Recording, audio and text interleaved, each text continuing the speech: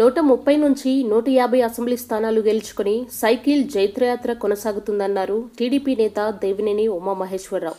విజయవాడలో ఆయన మీడియాతో మాట్లాడారు. జగన్కి ప్రతిపక్ష నాయకుడి హోదా దక్కదని, మానసికంగా దానికి జగన్ సంసిద్ధంగా ఉండాలని ఉమా అన్నారు. ఇవాళ లోటస్ పాండ్లో దూకుడు సినిమాలో బ్రహ్మానందం రియాలిటీ షో లాంటిది నడుస్తోందని ఎద్దేవా చేశారు. సీఎం సారు అని పిలిస్తే తప్ప జగన్ సారు పలకటం లేదన్నారు. కొద్ది రోజుల్లో ఈ పిచ్చి పరాకాష్ఠకి చేరి ఉమారెడ్డి గవర్నర్ అయిపోతారని, లోటస్ పాండ్లోనే జగన్తో ముఖ్యమంత్రిగా ప్రమాణ స్వీకారం చేయించడానికి విజయసాయిరెడ్డి సిద్ధపడేట్లుగా ఉన్నారన్నారు. ఈ పిచ్చితోనే తమపై దాడులు చేసే కార్యక్రమాలు చేస్తున్నారని దేవినేని ఉమా అన్నారు.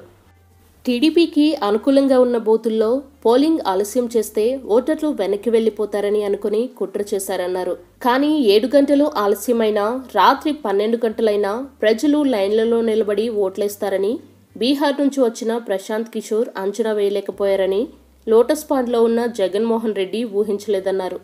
మహిళా లోకం ఈ స్థాయిలో తిరగబడి ఓట్లేయడానికి వస్తారని గాని, ఇంత పెద్ద ఎత్తులో క్యూలైన్లలో గంటల కొద్దీ నిలబడి ఓట్లేస్తారని వాళ్ళు అనుకోలేదన్నారు.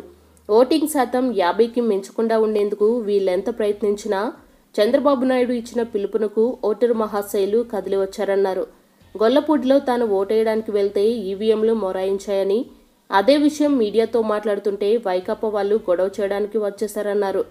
తనను గొడవలోకి లాగి మంత్రి గొడవతో పోలింగ్ ఆగిపోయిందనే భయాన్ని ప్రజల్లో కల్పించే ప్రయత్నం చేశారని దేవినేని చెప్పారు. కేసుల్లో ముద్దాయిగా ఉన్న జగన్ A2 అయిన విజయసాయిరెడ్డిని రాజ్యసభ సభ్యుణ్ణి చేసి ప్రధాని కార్యాలయంలో పెట్టించారన్నారు. ఈసీకి ఫిర్యాదులు ఇచ్చి నిజాయితీగా పనిచేసే అధికారులపై బురద చల్లించారన్నారు.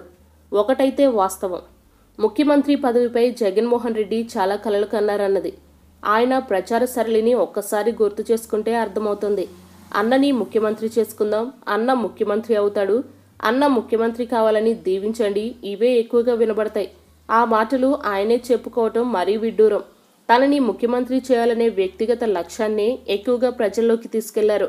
రాష్ట్ర ప్రజల అవసరాలు, కష్టాలు, భవిష్యత్తు వీటన్నింటికీ మించి తాను సీఎం కావడమే ముఖ్యమనే అభిప్రాయాన్నే జగన్ ప్రచారం చేశారు. ఆయనలో పదవీకాంక్ష చాలా తీవ్రంగా ఉందనేది వైకాపా వారు కూడా కాదనలేని వాస్తవం.